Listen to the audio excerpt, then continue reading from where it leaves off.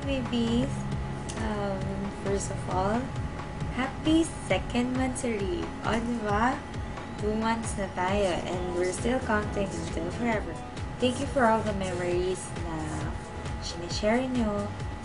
And I'm sure bawat memories, it will be treasured and those memories will be kept in my treasure chest. Thank you kasi you've always been there for me. Pag nag-share ako kung sino man sa inyo, willing kayong makinig. Pag nag-share ako ng moments na masasaya, lagi rin kayong nandyan. Thank you very much. Hindi ko akalain na makaka-join ako sa group na to. Kasi, nakita ka lang to sa post ni Kuya Pao, yung nag-thank you siya sa Paulaholics and such. And then, immediately, kinlik ko yung Paulaholics. And then, I asked to join the group. Sabi ko na sa sarili ko, sige, tatry ko lang naman. Sana, nag-a-accept pa sila ng members. And then, maya-maya lumabas sa notification ko na kasama na nga daw ako sa group. So, ang saya-saya ko na. Thank you kasi I found a family dito sa Paulaholics.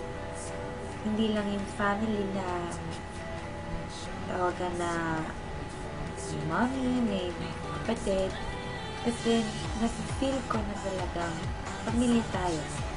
Kahit na hindi pa tayo nakikita, kahit magkakalayo tayo, alam niyo yun, super close na agad tayo.